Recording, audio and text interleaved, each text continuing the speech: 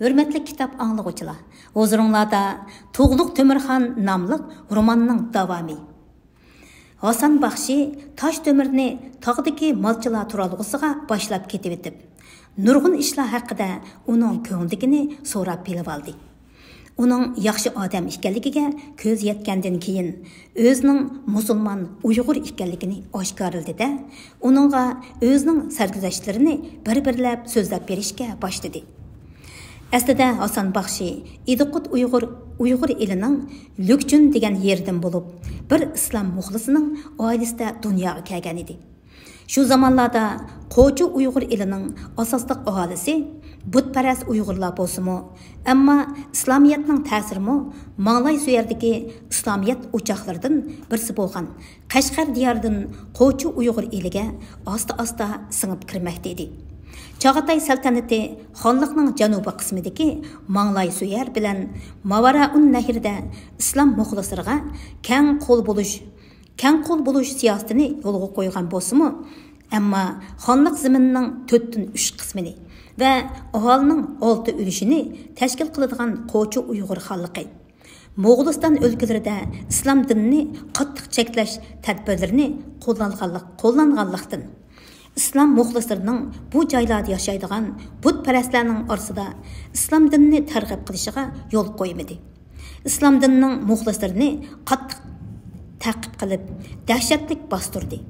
Shunga islom muxlislari boshqa joylarga turkumlab qechib ketishga majbur bo'ldi. Chag'atay ma'murlarining o'ziga ziyonkashlik qilishidan saqlanish uchun Qo'chi Uyg'ur xalqidan Moğolistanның shimolidagi Yatsu vodisida yashaydigan Do'xtavi xalqi orasiga qechib chiqqan musulmon Uyg'urlarning ichida Hasan Baxshimi bor edi. Buningdan 10 yil ilgari u Do'xtavilar orasiga kelgandan keyin Shiravul Do'xtavining melini boqdi. Oqsoqolning bosh malchisi No'xaybay Hasan Baxshining yeshining cho'ngib qolganligini nazarda tutib, malchi bolalar ichidagi Tuğluq Tömür degan 6-7 yoshlardagi bir bolani uningga qo'shib berdi. U o'zi kichik bo'lgani bilan to'limi chechan, ish uqadigan, tirishchan va charchashni bilmaydigan qaysar mijozlik bola edi. Ular bir-biri bilan tezla chiqishib, ichak-ichib ketishdi. Hasan Baxshi go'dak Tuğluq Tömürni yoqtirib qoldi. Uni o'z o'g'lidek ko'rib, butun otaliq mehrini uningga bag'ishladi. Tuğluqlar ota mehrining nima ekanligini bilmaydigan go'dak Tuğluq Tömürmi Hasan Baxshini o'z otasidek ko'rib, kech-kunduz uningdan ayrilmadi. Kichik Tuğluq Tömür bir anglig'ini unutib qolmaydigan, bir ko'ginni qilalaydigan xislatga ega zerak bola edi. Shunga Hasan Baxshi uni xat savodlik qilib chiqishga bel bog'ladi. Uningga Uyg'urcha xat putuklardan erinmasdan saboq berib, yezishni, o'qishni o'rgatdi. U qo'yning tog'oq so'ngini uningga xat taxti qilib yasab berdi. Kunda 2 putukni yezib berib, yodqa o'qish va yezish haqida topshiriq berib turdi. Tuğluq Tömür o'zi kichik bo'lgani bilan noyati aqlliq bo'lg'achqa uzoqqa bormayla xat savodi to'liq chiqib, Uyg'urcha yozilgan xat cheklarni duduqlamasdan ravon o'qiy oladigan va yoza oladigan bo'ldi. U Hasan Baxshi aytib bergan turli bahodirlik qissalarini ozroqmi tamtirmasdan yodqa so'zlab bera oladi. Malchilar xat savodliq bo'lib qolgan Tuğluq Tömürni amdi hargiz kichik chog'lamaydigan bo'ldi va hammasi haqiqatan aql yoshda emas, boshda ekan deyishib, og'zi tegmay maqtashadigan bo'lishdi. Taş Tömür bilan Hasan Baxshi o'zlarining boshlaridan o'tgan kechmish sarguzashtlarini so'zlashib mengib, tog'dagi malchilar turalg'usiga qanday yetib kelganliklarini sezmayli qilishdi. U ikkisi malchilar kapsiga kelganda oldin ola deyishvag'ini bo'yicha Hasan Baxshi tog'dagi hamrohlariga Taş Tömürni yo'ldan ezib yurgan soyoq yo'lovchi ekan, menga uchrab qoldi deb tunishtirdi. Taş Tömür malchilar bilan ko'rishib, Tuğluq Tömürning oldiga kelganda, uning chiroyida boshqa odatdagi odamlarda bo'lmaydigan bir turlik buyuklik surining namoyon bo'lib turganligini sezdi. Bir yildan beri ajr to'hbam bekorga ketmabdi. Mubada onu bu yerden Doğlat eliga salomat akitalisam, Chag'atay ulusining baxt saodati uchun zo'r to'kib ko'rsatgan bo'laman, degan xayol uning ko'nglidan lip qilib o'tdi. Taş Temür Toğluq Temirga bilinar-bilinmas holda beshini egib salom qildi-yu, boshqa gap qilmadi. Miladiya 1336-yili 8-oy. Ya'ni bug'doy beshi oyining 5-kuni. Avul bo'yicha cho'p chepishga tushadigan kun edi. Do'xtaviylar orasida burundan tortib davom qilib kelayotgan odat bo'yicha cho'p chepiqi boshlanishdan bir kun ilgari qozon esilib, ovuldagi ulug' ushshaq, qeri yosh ayollarning hammasiga nazar beriladi. Chunki cho'p chepiqi mezgili yetib kelishi bilan tangla gul chechaklar to'zib, o't cho'plar buluq tus oladi. Shuning bilan salqin kuz boshlanib ketadi deb qaraydi. Shuning bilan salqin kuz boshlanib ketadi deb qaraladi. Shunga nazar berildigan kuni ovuldagilar sahar turib ketishgan edi. Ular turlik lot purishlardan tug' alamlar yasab, kigiz uylarning atroflariga esib qo'yishdi. Nazarga kelayotgan mehmonlar barbara ko'payishga boshlagandan keyin Do'xtaviylarning ulug' amri Oqsoqol Shiravul Do'xtaviy mehmonlarni so'ringa taklif qilishga ijozat berdi. Mehmon kutuvchilar so'rindagilarning oldiga go'sht usulgan tovoqlarni o'z tartibi bo'yicha tizishdi. So'rinning to'rdagi oq uyda o'tirgan Oqsoqol Shiravul Do'xtaviyning oldiga ustiga molning beshi tizilgan yo'g'on bir tovoq pishiq go'sht keltirilgan edi. U o'zining oldiga qo'yuqliq tovoqdagi molning beshining o'ng quliqini pichoq bilan to'g'rib olib, og'ziga solgandan keyin molning beshidan bir to'g'ramdan kesib boshqa mehmonlarga berdi. Boshqa mehmonlarmi oldidagi tovoqqa qo'l uzatishdi. Shiravul Do'xtaviy o'zining oldiga qo'yuqliq tovoqdagi molning yonpash go'shini pichog'i bilan kesib, to'g'rab, poch-poch qilib olib, ushshaq to'g'ralgan xam piyoz bilan qo'shib, og'ziga kaplab selib, to'limi ishtaha bilan chaynadi. Shiravul Do'xtaviy bir tovoq go'shtni pokiz yeb tugatgandan keyin sutdan ichitib yasalgan kuchlik qimizni orqa 5 cho'chak ichdi va hozirlanib kart qilib bir kekirdida atrofidagilarga qarab tamoqsingdi deb qo'ydi. U mayliq qo'llari bilan burut soqollarini bir silib etgandan keyin qo'llarini o'tkining qo'nchig'iga surtdi. Shu asnoda talodin bir navkar kirib uningga "Talod bir odam siz bilan ko'rishga noit taqozo bo'lib turibdi" degan xabarni yetkazdi. "Kim ekan u?" deb so'radi u yog'och partisi bilan tishini ko'chlab turib. "Atjuni kim? Uruq aymiqi nima ekan uning?" "Atjunning kim ekanligini aytmadi" dedi heliqi navkar oqsoqolning so'ziga javoban. "Biroq u oqsoqolinglarning tuqquniman deydi." Shiravul Do'xtaviy navkarga heliqi odamni darhol oldiga boshlab kirishga buyurdi. Bu notanish bir odam edi. U 30 yoshlar o'pchirsida bo'lib, o'ruq, ammo gavdilik bir odam edi. Uning yuzi dalada ko'p yurganlikdan kuyib qordab ketgan. Qo'shimi qosh, paqirab o'ynab turgan o'tliq ko'zlari qora, uzun o'sgan burun soqollari qora, faqat uning og'zidagi qator tishlari sadabdak oppoq paqirab turadi. Uning beshidagi uchi ushliq qayrimi kigiz malxay, uchida yeşil yaqiliq ko'nglak, uning ustidan yon izmiliq mo'ng'ulcha kamzul kiygan, putida molchi cho'riqi bor, qora shalvor kiygan bo'lib, taq turqi butunlay chorvichi mo'ng'ullarga o'xshasimi, ammo yuz ko'zlari, gap so'zlari va muomalasi hech ko'chmanga o'xshamaydi. Uning yurish turishi xuddi o'lmalarninkidek sipoy edi. O'zini tamkin tutishi, muomalasining silqliqiga qaraganda uning zodi nima ish qilganligini aniqlash qiyin edi. Shiravul Do'xtaviy bu kishidan kimligini so'radi. U o'z ulusdan deb mujmal javob berdi, kulimsirab turib. Uning ko'zini o'zidan ap qichayotganligi Shiravul Do'xtaviyni bir oz shubiga soldi-da, gapni agitmasdan udulla etdi. "Sen Barlas qavmidan emasmi?" deb so'radi. Heliqi notanish odam beshini "Yo'q" degandek qilib irg'itdi va "Yo'q, men Do'g'lat urug'idan bo'laman" deb Do'g'lat urug'ining odati bo'yicha bir qo'lini yerga tekkizib javob berdi. Atçının nime? Taşdemir, nemiş qılısan? Nemiş buyursa şu işini qılıman. Näden keldin? Näge ketip atsan? Eliq adam əymengende qılıp, şikiniga alaqçala qarab qoydu da. Uluq əmir, mən senin bilan xali sözüşüşüm kerek, dedi. İkimizden başqa yat adam yo'q. Buningdimi xali bo'lamdi? Ko'nglingda nima bo'lsa, ochiqli aytaver. Taşdemir shubhilanganda qilib, yana atrofga qaradi. Shiravul To'xtaviy uning bu ish harakatiga qarab, hayron bo'lib, gumoni texim ochdi. U ichida bu nima odamdi?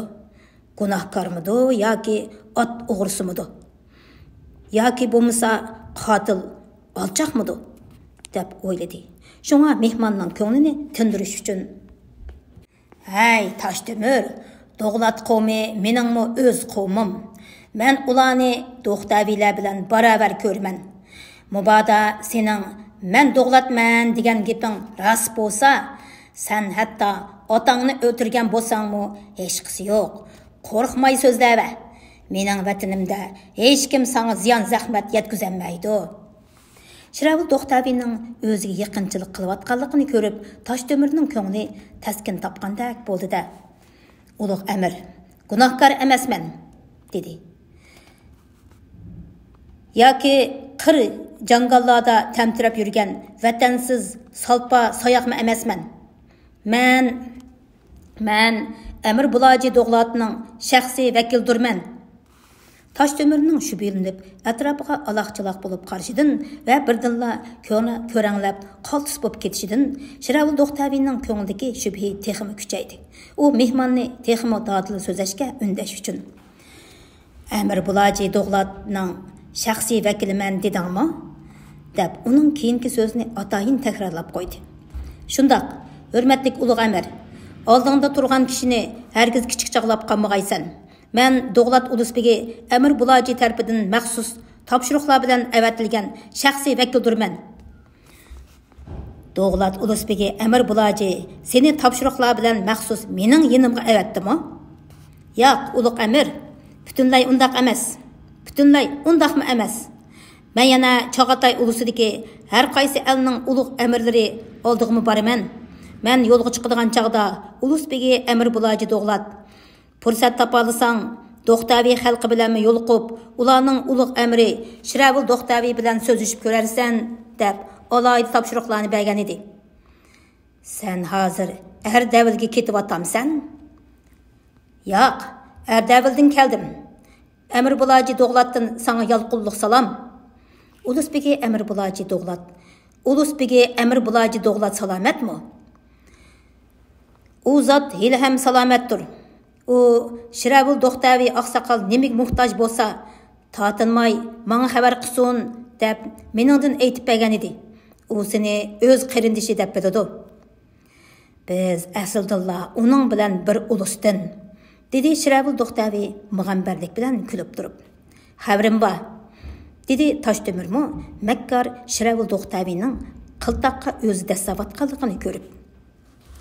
Taşdemir, Әмді қаяққа барай дейсен? Сенің иліңге маны әмді келішім. Сенің білән таза терен сөзәшмәкчімен. Shiravul To'xtaviy uning har tarafdan sinab ko'rdi. Chog'atay ulusidagi har qaysi ellarning o'zi berib ko'rgan yerlarini va to'nigan bilgan kishilarini so'radi. Taşdemir uning savollariga qilchimi duduqlamasdan javob berdi. Shiravul To'xtaviy, kasofat, hammani besh qo'ldak aniq bildigan emasmi? deb o'yladi ichida. Oxirida u Taşdemirdan oltin tamtakni so'radi.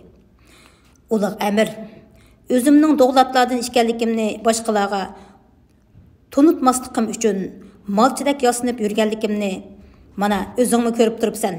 Mening ishim shundoq bo'lgandikin, Doğlat amirining tamtikini ko'tirib yurolmayman. Sening huzuringda bo'lmagan bo'lsam, hatto o'zimning Doğlat qavmidan ekanligimni yo'shirgan bo'lardim. Taşdemirning Doğlat ekanligiga Shiravul To'xtaviy shak shubhasiz ishondi. Әмді оның bu yerga nima vazifa bilan avatilganligini bilish kerak. Shuning uchun uningga Toshtemir, "Menga qanday hojiting tushgan bo'lsa, tortinmay aytaver", dedi qilch chandurmasdan. Ulug' Amir, Ulusbegi Amir Bulaji hozir Doğlat ilidilla emas, balki butkul Chag'atay ulusi bo'yichimi olqishga erishdi. Nihoyat, sen va sening ilingmi uningdan hech bir yomonlik ko'rmadinglar-ku deyman. Shundoq, deb darhol uning so'zini tasdiqladi Shiravul Do'xtaviy. Toshtemir o'zini rusli bilib, salmoqliq bilan so'zini davomlashtirdi. Hozir Chag'atay ulusida yuz berayotgan to'polon isyonlar, yig'i g'alyanlar ko'paymoqda. Hokimiyat beshidagi turlik bo'lmag'ur hodisalar haqida men sana tushuntirib o'tirmasammi, o'zing mendan bakrak tushunasan. Chag'atay xoni Davlat Temur o'lib ketgandan keyin uning Darmasirin degan inisi Chag'atay xoni bo'lgan bo'lsa-mu, ammo Xorasonga berib olib, o'zining aslidagi ko'ni e'tiqodidan voz kechib, yangi e'tiqodga bo'ysunganligini e'lon qildi. Natijada Chag'atay zoda Bozonxon, bu yerdagi Bozonxon degani Davlat Temurning o'g'li deydi. Darmasirinni yasoqqa xiloflik qildi degan bahona bilan oqsumaklarga boshchilik qilib, to'polon ko'tarib, tog'isini o'ltiribdi. Shuningdan boshlab Chag'atay xonlarining o'rni zoda ismidi. Bosh-boshdoq bag amirlar va isyonchi sulduz barlaslar o'z xon, o'z bag bo'lishib olib, hech kimga bo'ysunmaydigan tafriqchilik holatini shakllantirdi. Hozirgi xon Mavaraun Nahirlik bo'lganlikdan albatta seningmi va meningmi beshimni silmaydi-da. Uning ustiga u texi yerilmagan tavuz, mahkam turalamdi yo'q. Tangri biladi. Balkim u avval qiladimmi zolimroq bo'lib chiqamdi texi. Unisi sangami, mangmi noma'lum. Shu sababdan men sening nihoyat ahvolingni bilmoqchiman. Sen avvalqidakla Doğlatlar tarafda turamsan yoki Barlaslar tarafiga o'tmoqchimi? Kasbing hammal bo'lgandan keyin kimning yukini ko'tarsang baribir emasmi? Barlaslardan yaxshilik ko'rmagan el Doğlatlardan yaxshilik ko'rarmi? Uyg'urlarda akang kimni oz yangan shu degan gap bor. Shunga kim Chag'atay xoni bo'lsa, biz uchun baribir emasmi? Qeri tulka Shiravul Do'xtaviy quyruq tutqizmay yotadi. Shunga uning ikki bisliq javobi Toshtemirga zodi yoqmadi. Biroq u qilch chandurmadi. Ulug' Amir, meni kechir, dedi u kulimsirab turib. Men seningdan kim bilan ittifoq tuzmoqchi bo'lsan deb so'rayapman. Ya'ni Doğlatlar bilanmi yoki Barlaslar bilanmi? Qandoq deysan? Hammasi jup-jupi bilan, men yolg'iz mo'ng bilan degan so'z bor. Burunqilarmi yolg'iz o'tin yonmaydi, yolg'iz qo'yin isimaydi degan. Haqiqatan bilib deptikan ular. Manga qo'ysang hech qaysi bilan ittifoq tuzgim yo'q. Nayt yaxshi, men mushunda uqsam bo'ladi. Endi menga ruxsat berarsan? Men o'z elimga qaytib, o'z xizmatimdan Ulusbegi Amir Bulaji Doğlatga hisobat berishim kerak. Shiravul Do'xtaviy uningga javob bermasdan xiyol surgunicha o'tirib ketdi. U xeyligacha jim o'tirgandan keyin chilimchisidan chilim so'radi. Ulug' Amirning chilimchisi sayxonasiga o't yiqilgan bir kumush chilimni ko'tarib kirdi va avval chilimni xo'tildatib toza dud bergandan keyin Ulug' Amirga uzatdi. Shiravul Do'xtaviy chilimning suyini purqultib uzoq ichiga tortdi. Uning og'zidan va chilimning dudxonasidan chiqqan ko'kush iz qora uyning chang'irqiga turilib ko'tarildi. U toza hozirlanib olgandan keyin ondan Toshdemirga Amir Bulajining muddaosi qandoq deb savol qo'ydi.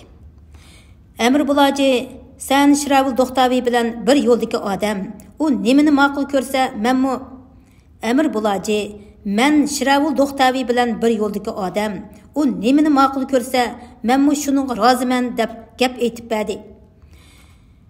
U xat bitib bermadimi? Ulug' Amir bu ishda soddilik qilishga bo'lmaydi deb so'g'ib kuldi Toshtemir. Мен саңа башта aytdim ғой. Бұндақ вақытта менің енімден бірәр хат тепілса, мен сенің алдыңға сақ келәләмдім. Өлім ғой мен үшін еш нәрсе емес, бірақ сыр мәхбияттік паш боп қалыдыған болса, o çağda Çağatay сәлтәнетінің тағдырымы алакет күчірайды. Шуңа әмір бұлажы доғлат хат езіп берді деп ойламсан? Бұл сөзің ғой хата әмәс. Ондақ болса, сән доғлатла білән итбақ түзіш әқіде бір қарарға келдің мұ? Шундақ, әмір бұлажы неме десе, мәмі шу, мәмі әм шу. Hazırca sen aram elip tur. Әт өгінгече itibaq түзіш әқіде, яны рәсми сөз ішіміз. Taşdömür beşidin malıqini қолға еліп, тәзім қықныча ұлық әмір Шыравул Доқтавинның өйдін шығып кетті. Ой, Taşdömür! Ой, Taşdömür! Tez орныңыздың тұрың! Tez болың! Деп, бірсе tatlıq uyquğa ғарық болған Taşdömürni әдәп түртті. O көзіні aranı açtı və, «Hə, немеш?» деп sordu uyquçılıqda. Çipip kelip atqan nurgun atlarının düpürlegen toyaq avazları kelip atıdı. Yana adamlarının avazım var. Şıravul Doxtavi sizin tutqul kelip atqan bolmusun yana. Qattiq uyqudaki Taşdömür birisinin vaqırgan avazını anılgan bolsumu, amma derhal uyg'onamadi. Akşam o qattiq yerip ketganlikdan Badur yatqan bolsumu, amma uzoqcha uxlayolmadi. Onun bir ko'zi uyquga ketsa, yana bir ko'zi uyg'oq edi. Kecha tun uningga bak uzoq tuyulib, har bir daqiqa bir kunga, har bir soat bir yilga aylangandek bilinib ketdi. İtlarning hovushi uning yuragini yordi. Vay Tangrim, işni nemegimi yaratgan bo'g'iding? deb zorlanadi. Shu o'ylar bilan tongga yaqin ko'zi uyquga ilingandek bo'ldi-da, qattiq uxlab ketdi. Şuna birisinin onu qattiq turtib uyg'otishi, otlarning düpür-düpürleri, itlarning havşıgan avazları onunğa xuddi tushidek tuyulib O bu avazlarni anglab, darhal o'rnidan turib ketmoqchi bo'lsa-mu, ammo uning qo'l oyog'i birdilla kolvalishib qaraga kelmay qo'ydi. O o'rnidan turman deb yiqilib tushdi-da, uyqusidan butunlay uyg'ondi. Hasan Baxshi, "Hay Hasan Baxshi, qani sizlar? Ot tayyormi?" deb so'radi u kapidan yugurib chiqib etib. Bu chaqda qorong'ulik ichidan Hasan Baxshining "Mana biz bu tarafda, ot tayyor, allaqachon to'qib qo'ygan. Darhol qochmasak, endi tutilib qolamiz" deb vaqirgan ovozi anglandi. Taşdömür Hasan Baxshining vahimalik ovozini anglab yetib kelganda, ular allaqachon tayyorlanib bo'lishgan edi. Bu chaqda tong texi suzilmagan. Atrofni tong qorong'uligi qaplagan bo'lib, bir qadam neridagi narsani tuzuk ilg'i qilib bo'lmaydi. Yiroqdan chipib kelayotgan bir to'p otning tarsildigan toyoq ovozi bag'asiri yiqillab, tarsildigan tuyoq ovozi bag'asiri yiqillab kelishga boshladi. "Hey Taşdömür, tez bu yoqqa, tez beri keling." Taşdömür derhal ovoz chiqqan tarafga qarab yugurdi. Bu chaqda Hasan Baxshi, Tug'luq Temür va Basa Temirlar allaqachon otga minib tayyor bo'lib turishgan ekan. Ularning yonida birdan saltang ot turadi. Taşdömür gapni qilmasdan to'quqliq turgan bir otga irg'ib mindi-da, yana bir saltang otni yetilgan peti etining beshini to'qay tarafga qaritib burdi. Etining beshini to'qay tarafga qaritib burdi. Ular tog'dagi malchilar qo'rosidan qochib chiqib, to'qayliqni to'g'ri kesib o'tdi-da, to'qayliqning chetidagi bir buk o'rmonning ichiga sho'ng'ib kirib ketdi. Dal mush chaqda tongmo suzishga boshladi. Taşdömürlar buk o'rmonliqning doldisidan foydalanib, o'zlarini tutmoqchi bo'lgan Şıravul Doxtavilardan oxiri qochib qutuldi. Tushga yaqin o'rmonliqning oyog'idagi Qora Tosh degan yerda Qaba daryosini kechib o'tgandan keyin otlarini almashtirib janubga qarab jiddiy yurib ketdi. Taşdömür Doxtavilarning ulug' amiri Şıravul Doxtavining qora uydan qaytib chiqqandilar o'zining taqib ostiga ilinganligini allaqachon sezgan edi. Ammo u hech nima sezmagan bo'lib, toki gugum tushganga qadar ovulning ichida aylanib yurdi. Axir daryo yoqasidagi buk o'rmonliq ichida Hasan Baxshining yordami bilan yiliqi taqib qilg'uvchini yig'ishtirib atgandan keyin darhol tog'dagi malchilar qo'rosiga qochib kelib, yoshirinib vaziyatni kuzatdi. 2 kundan keyin 2 kundan keyin to'g'liq to'mirni ilib janubga, Ardavliga qarab yo'lga chiqadigan bo'lib, Hasan baxshi bilan putishdi. Taşdömür Kazzab Shiravul Do'xtavining Do'g'latlar bilan ittifoq tuzdiganligiga aslida ishonmaydi. Uning Shiravul Do'xtavi bilan ko'rishib, ittifoq tuzish masalasi ustida suhbatlashganligi butunlay bir hiyla edi. Mushundaq qilish orqali o'zining asli muddaosini yoshirib ketalaydiganligiga ishongan Taşdömür to'g'liq to'mirni o'zi bilan Ardavliga Do'g'lat eliga ketishga ko'ndirgandan keyin darhol Shiravul Do'xtavi bilan ko'rishib, uni ittifoq tuzish nomi bilan ko'dirlatdi. Shuning bilan birga Chag'atayzoda to'g'liq to'mirni ilib Do'xtavilar elining chegarasi ichidan sog'-salomat qochib chiqish uchun ko'p bosh qatirdi. Shunga u o'zining tog'da mol beqiyotgan to'g'liq to'mir bilan uchrashganligini Do'xtavilardan qattiq sir tutdi. Chunki to'g'liq to'mirni o'ziga ishondirish ancha o'ng'ayga to'xtamaydi. Uning ustiga to'g'liq to'mir bilan uchrashganligi mubodo Shiravul Do'xtaviga ma'lum bo'lib qoldigan bo'lsa, o'zimi va to'g'liq to'mirmi saq qolmaydiganligi Taşdömürning o'ziga ayon edi. Shunga hammadan avval Hasan baxshiga o'zini oshkorlash orqali uning o'ziga bo'lgan ishonchiga erishdida, yana Hasan baxshi orqali to'g'liq to'mirga uning marhum Chag'atay xoni Eson Bug'axonning taxt varisi Chag'atayzoda ekanligi, Do'g'lat ulusbegi Amir Bulojining uni Ardavilda Chag'atay ulusining taxtiga yo'lab chiqarmoqchi bo'layotganligi haqidagi uchurni yetkazdi. Ammo to'g'liq to'mir bu gapga yanada ishonmadi. Oxir Taşdömür bu ishni onasi Mangli xotindan so'rab o'qib beqishi kerakligi haqida uningga maslahat berdi. To'g'liq to'mir kiyimlarini yangushlash bahonasi bilan ovulga qaytib berib, onasi Mangli xotindan bu ahvolni so'radi. Onasi uningga haqiqiy ahvolni aynan so'zlab berdi. Shuningdan keyin u o'zining marhum Chag'atay xoni Eson Bug'axonning o'z pushtidan bo'lgan taxt varisi Chag'atayzoda ekanligiga ishondi va o'gay otasi ulug' Amir Shiravul Do'xtavidan o'ziga taalluq narsalarni talab qilib yondirib olmoqchi bo'ldi. To'g'liq to'mirning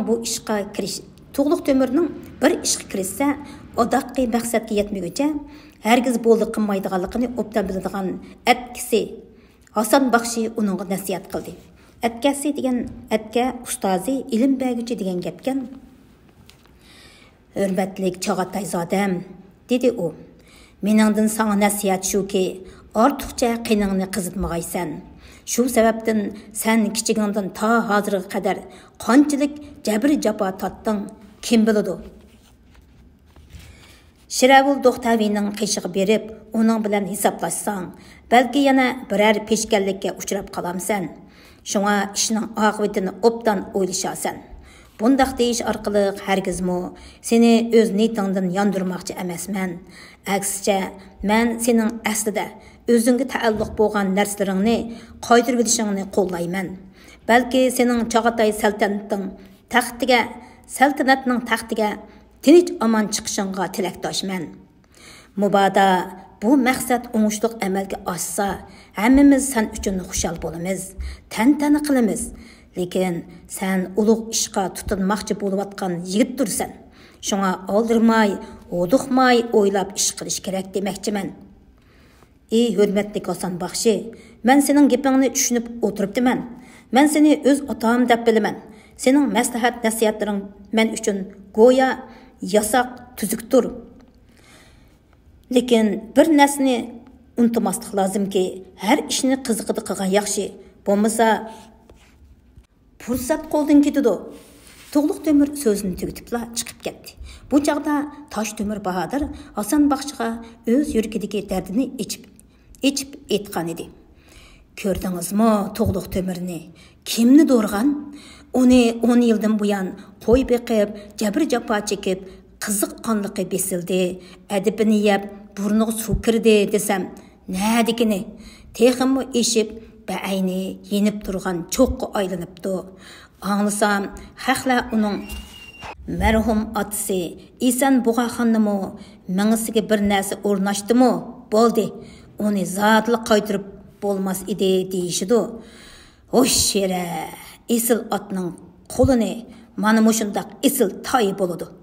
Şoğunisi hazır o texi aciz, kanat kuyruqi texi qatmidi ve barlas, sulduz Do'xtavi, Jo'roz, Boy Erqu xalqiga o'z amrini o'tkazoladigan darajaga yetmadi.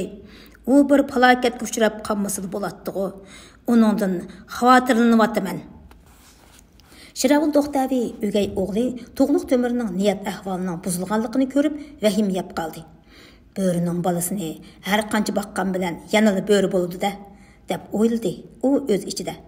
Qara, potlisinimi o'nglab ertanmaydigan bir ko'k manqa yetimning cho'ng bo'lib olibla etilib turadigan qaplonga dassigan narsani yonchib tashlamaguncha hargiz bo'ldi qilmaydigan mast bo'g'riga takkan qo'yni yerib tashlamaguncha zodi to'xtamaydigan ko'k bo'riga aylanganini ko'mamdigan.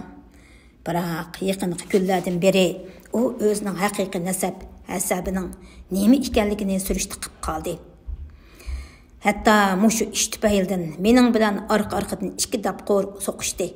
Bo'libmi bu dapqorda u uyimga bostirib kirib, koniyimni bo'g'ib turib, heliqi yo'lbos suratlik oltin tamtakni hozirning o'zida menga bersan deb meni qiyin qistoqqa oldi. Bermagan bo'lsam, u meni o'ltirib etishdan yonmaydigandek qiladi. Axir yo'lbos suratlik oltin tamtakni uningga berib qutuldim. Bu ilgiri uningga zodi ko'rilib baxmagan.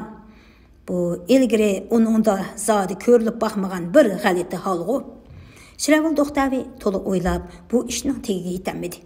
U beshining ichimi teshmi qetib nima qilarini bilolmay turadi. Uning paydoqchilaridan birisi kirib, Tosh To'mir hamisha degudek tog'dagi malchilar qurusiga berib, Tug'luq To'mirlarning kapsida qunib qoladi ekan, deb xabar qildi.